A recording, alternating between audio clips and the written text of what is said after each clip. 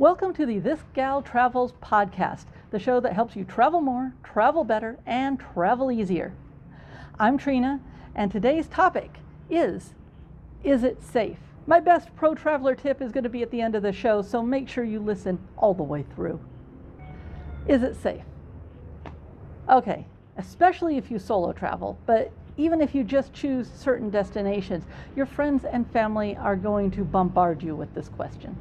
Is it safe? Are you sure it's safe? What about this? What about that? I will tell you, if you're in the US, most of the rest of the world is safer than the US. I know that may not sound like a popular thing, but it is absolutely true. I will tell you, I worry a lot less walking down the street in Accra than I do walking in Los Angeles. And Los Angeles is a reasonably safe city, as big cities go. So know that most places are safer than the US, or at least as safe as, if that makes you feel more comfortable.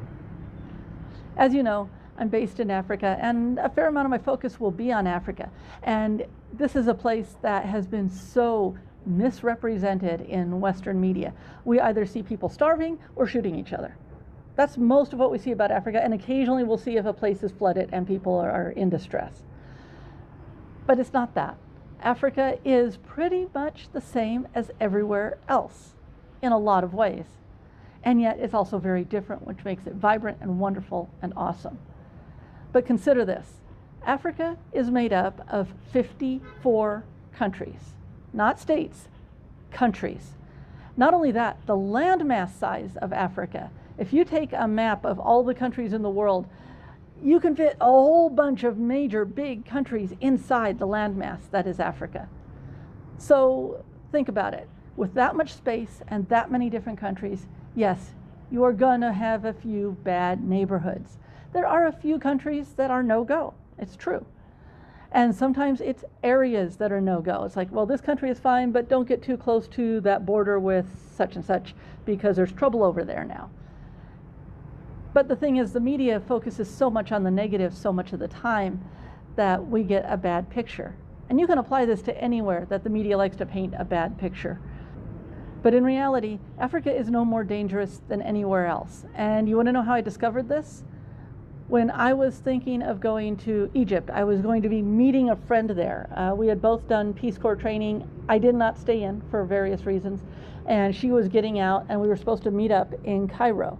Well, when I read up on it, I was looking at the warnings they had for Cairo, and then I looked up the warnings, and this is like in old-time guidebooks, that sort of thing. And I looked up the warnings they had for Los Angeles. And you know what? They were the same. And people who travel will tell you pretty much the strategies you use in a big city in one place are the same strategies you use in another.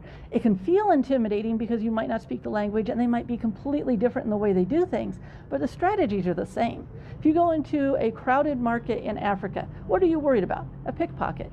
But isn't it the same if you go to a music concert or a music festival or a 4th of July celebration or any big event in the US or Europe or anywhere? You're always being careful. You just don't realize it because it's your home turf and it feels comfortable. So you feel like you know where the ins and outs are, but you still take precautions. And those same precautions you take at home are the same precautions you take when you're out on the road. Whatever big city you live near, whether it's New York, Boston, Houston, Los Angeles, London, Paris, if you can handle that city, you can handle Cairo, Accra, Addis Ababa, any of it. It is all the same as far as the precautions you take. Okay, so you get somewhere new, and while you might have your strategies in place, you're somewhere where they do things really differently. Somewhere like Jakarta or Cairo where the traffic is absolutely nuts and you don't even know how to cross the street, or you just are feeling overwhelmed, or you don't speak the language, which we'll get to in another episode. But one of the best things you can do to relax and calm yourself, first of all, ask the people at your hotel or hostel for some suggestions if anything is intimidating you. But secondly, watch the locals. Watch what locals do. Watch how they cross the street. And if you need to, definitely shadow them.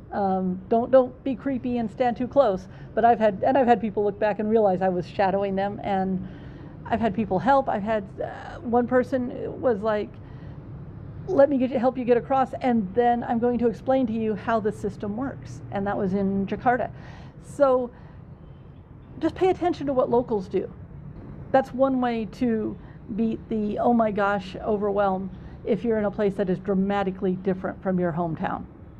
And for as much as I say that every place is the same, it does pay to maybe read up on the scams for a city before you get there.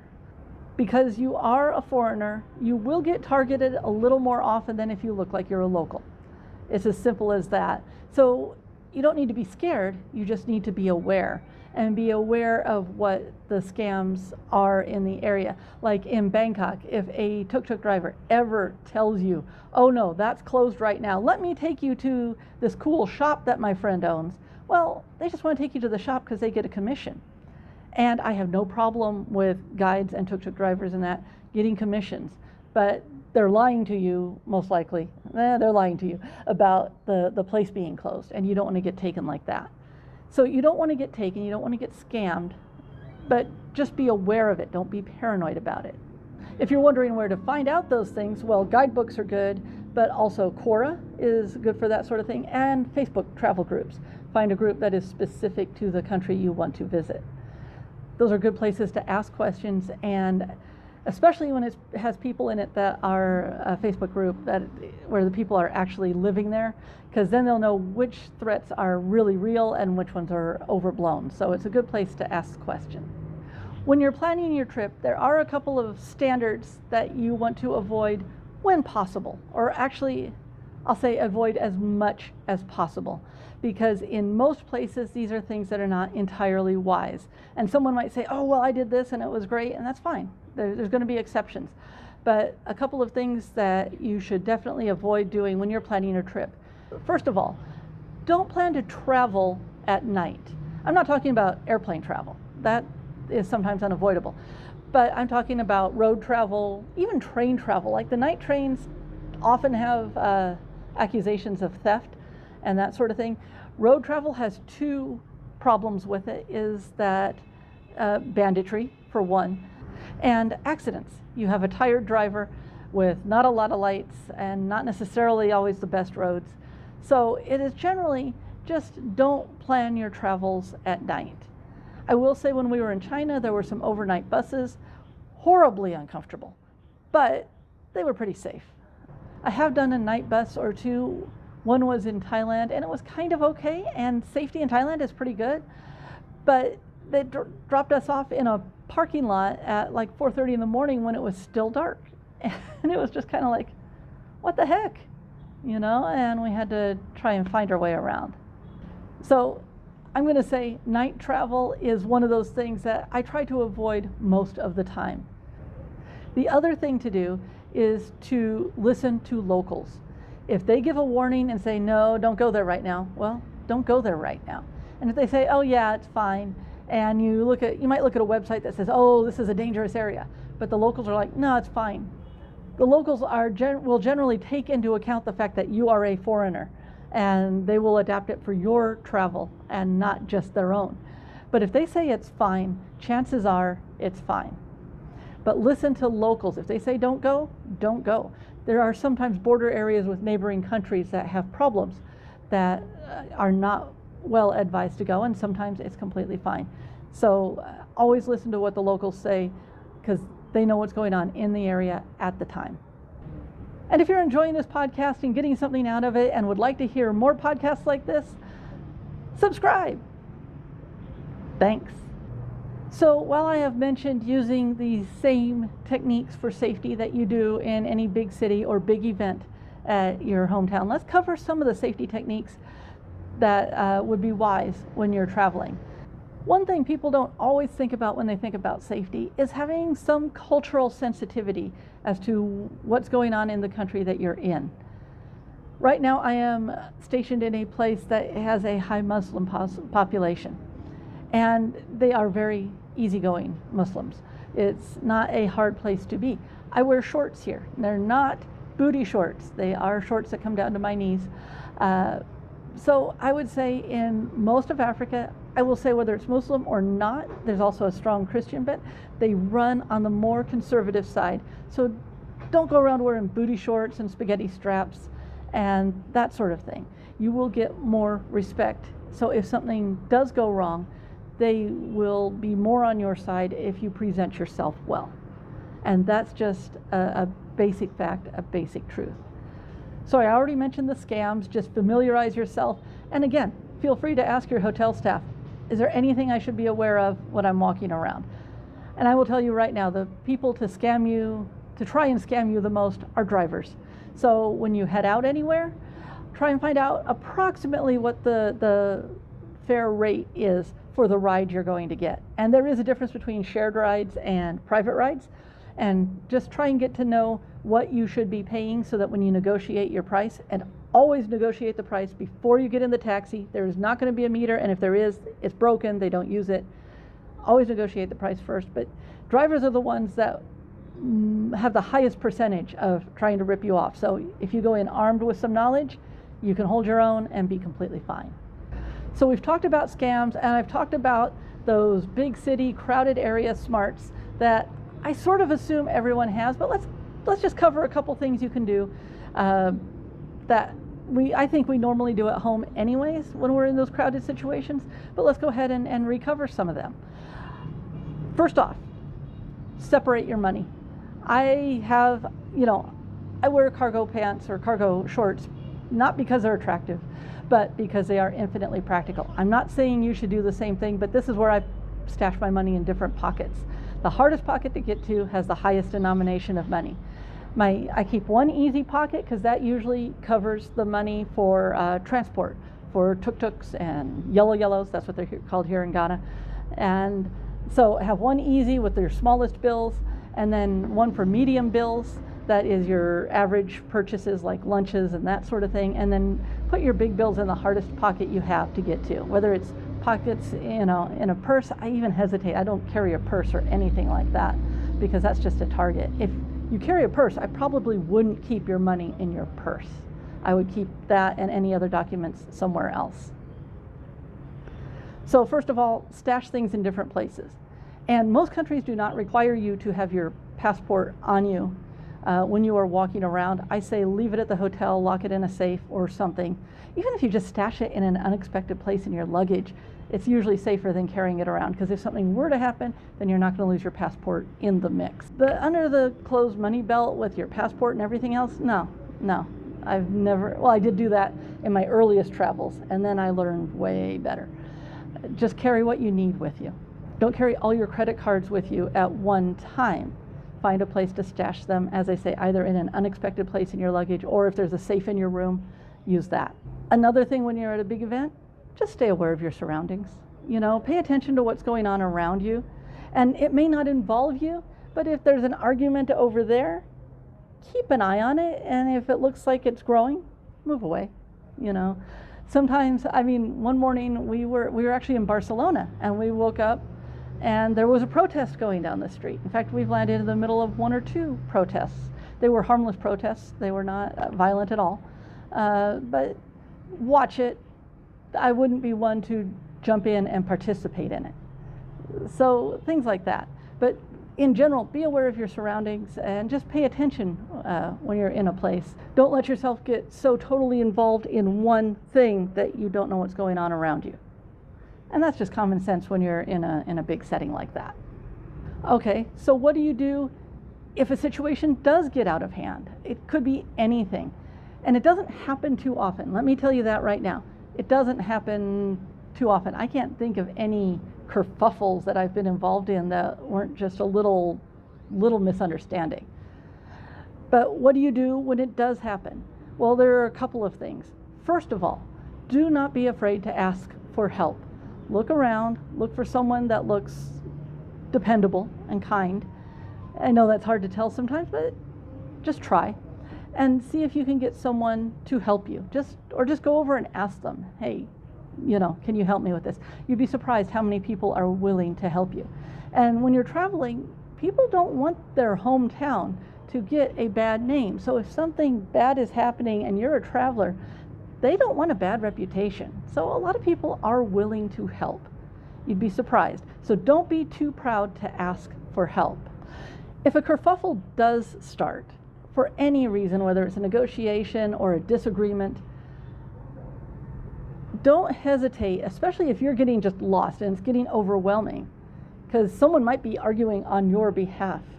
They might take your side and be trying to help out and arguing on your behalf for something. And again, I've not had anything major like this happen, so I've just occasionally seen kerfuffles happen. I mean, they do.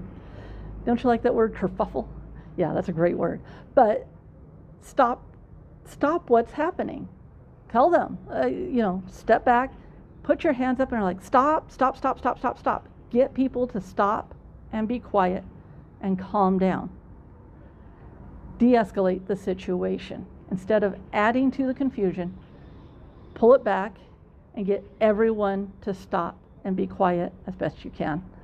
And then start over. Start whatever the discussion was over, because honestly, it's probably just a misunderstanding. Now, as I say, I am saying this, and I've had very few situations ever having to do any of this. So just because I have a strategy for it doesn't mean it's happened to me or happened to me a lot. But I know sometimes there's been confusion, and it's just confusion, and it's not a bad thing.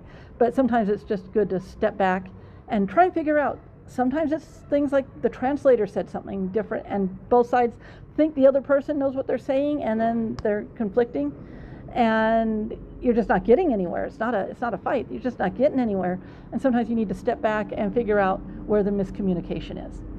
So don't be afraid to stop the action. You can take charge of the situation. Even if you're the foreigner, you're the outsider, you can take charge of it.